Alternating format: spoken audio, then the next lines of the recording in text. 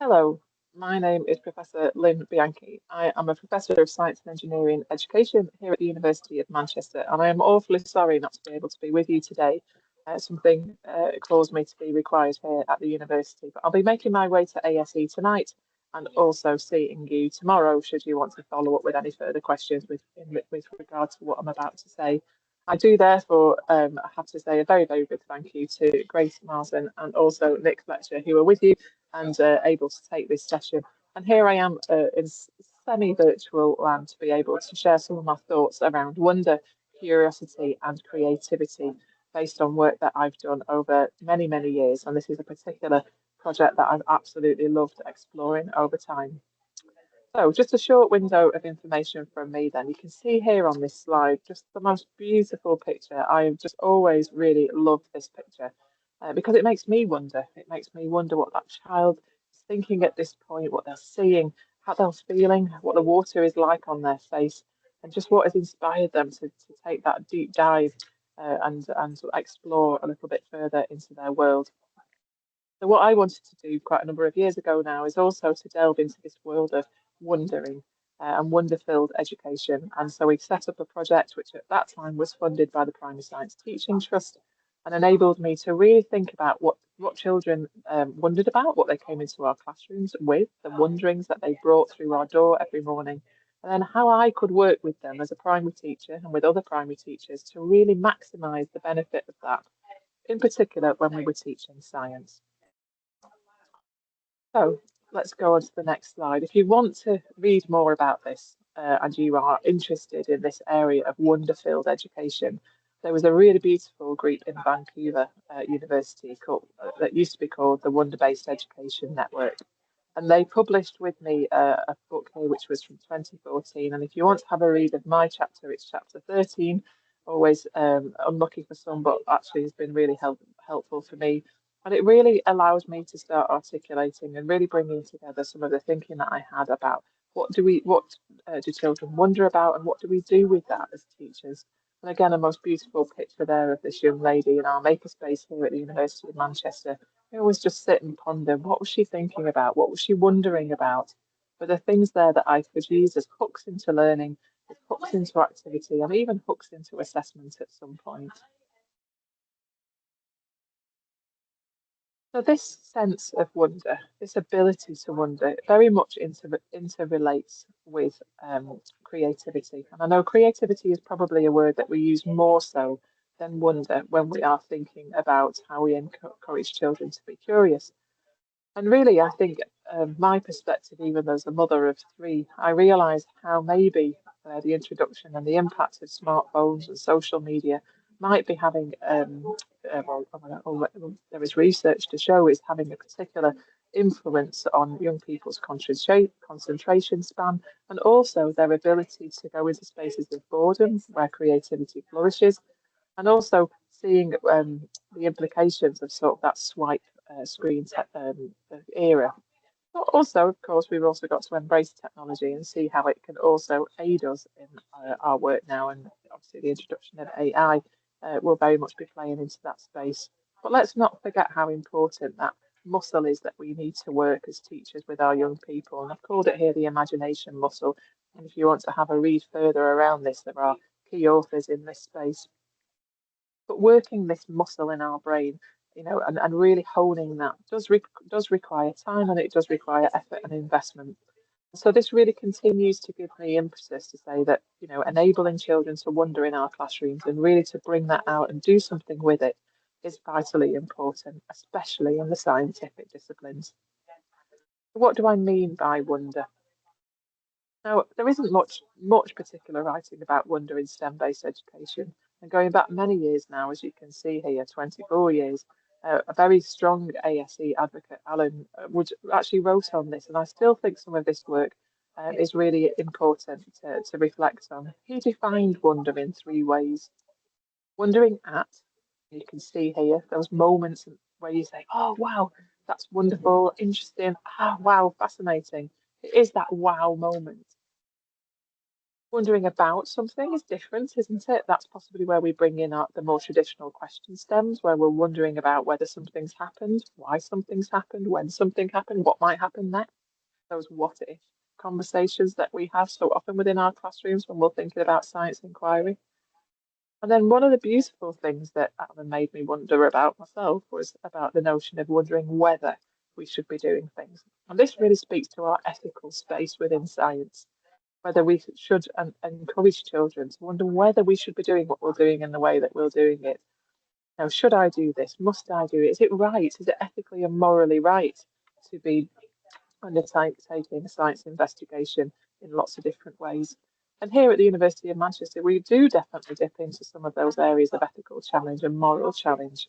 And so it's a real life challenge and for scientists to think about whether they should be pursuing things. And it is a wondering, it's a still questioning. So there's three ways that we might be able to think about wonder. And we played with these a little bit within service teachers, particularly in Sheffield and Greater Manchester at the time, in a project, as I say, over at least a year to 2 years worth of work where we thought about this in the context of our primary curriculum. We really asked the question, can we create a wonderful science learning experience in our classrooms? And what would that look like? Take a moment, pause the video maybe, if you've got time, and just have a think about what would it mean to you to create a wonderful science learning experience in your classroom. Now, whether you had a moment there or not, I'm going to continue just enabling us to think a little bit further into this space. The difference between creativity and wonder, can I explain that a little bit now? And I think the difference for me will really come in the space where we're thinking about what it leads to. Creativity has been a term that has been bandied about and is absolutely a beautiful one to think about the interface between the science and the arts, for instance, and also some of those moments of creative inspiration and entrepreneurship that can come from a creative space and a creative environment.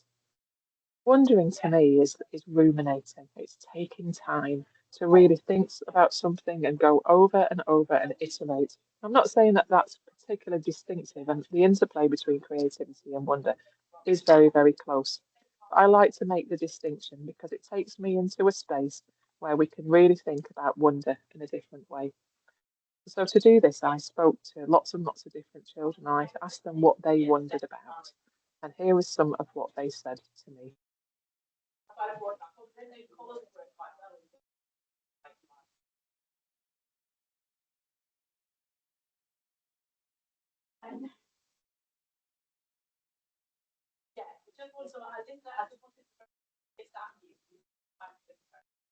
So you can see some of the most beautiful questions coming onto screen.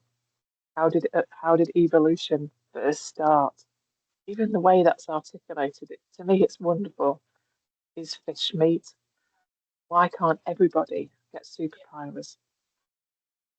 What was the Earth before a big round solid ball? Under here, what you might have spotted as a child asking, what does alcohol have in it that makes you want to drink? Or here, a misconception has grown somehow. Why do bananas that are not ripe go a bit green?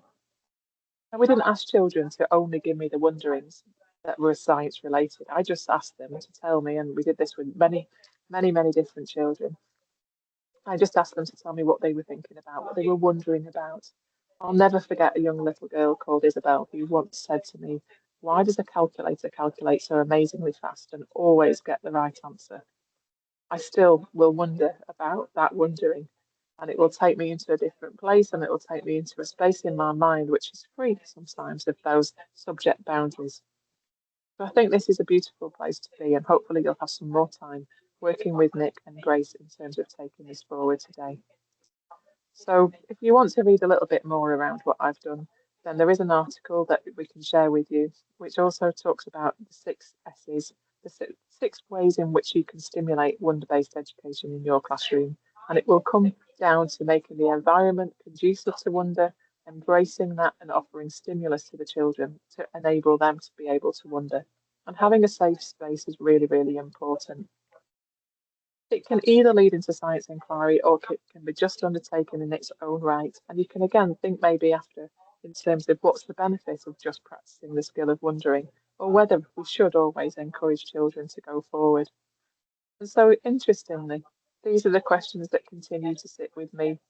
What do we do if we feel something wonderful is happening in our science classrooms? Is our role to do anything with it? Should we identify it and wonder at it for the beauty that it is?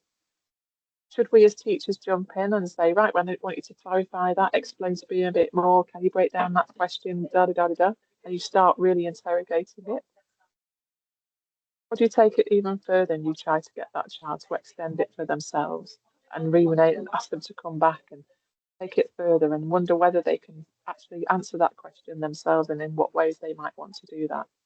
However you feel that that pendulum should swing, it's important to recognise when you go into this space and that the children understand that that's the implication that you're going to be working through too. Ask them to wonder, but explain to them why you're asking them to wonder. Is it just so that we have that space to practice and have that energy and imagination muscle worked? Or is it that it actually is going to lead to a science inquiry? I think sometimes if we do one without them explaining the other, it can have implications by itself because not all wonderings will lead to science inquiries, and we don't want to break that wondering opportunity for always having to make sure it fits a science inquiry either. So I'm coming to the end, and really the other thing that you might know me for is the 10 key issues report. And I wanted just to bring it to a close here by explaining the link between wondering and the 10 key issues. When you see these 10 key issues, which are still very prevalent today, and you read things like children's preconceptions aren't being adequately valued, or that their science learning lacks challenge, or it's too prescriptive and it lacks purpose, or that they're over reliant on the teacher, can you imagine what the power of a wonder-filled science classroom could be? One where you embrace questions, you allow them to explore and describe their wonderings. Can you imagine how important it is in terms of the science inquiry to be able for them to feel that sense of wonder and its relationship towards science inquiry in order that they really see themselves as scientists and recognise that the scientific process is highly creative and it will really spin from their own curiosity. So I know there will be a few activities that you're going to do now. I'm thinking about your environments at where you work and whether you work with teachers or whether you are a teacher, how you can propagate the idea around wonderings in your classrooms. So let's see where the magic takes us. Step out of the comfort zone and leap into the next part of this session with Grace and Nick. I'll see you tomorrow and look forward to speaking to you then.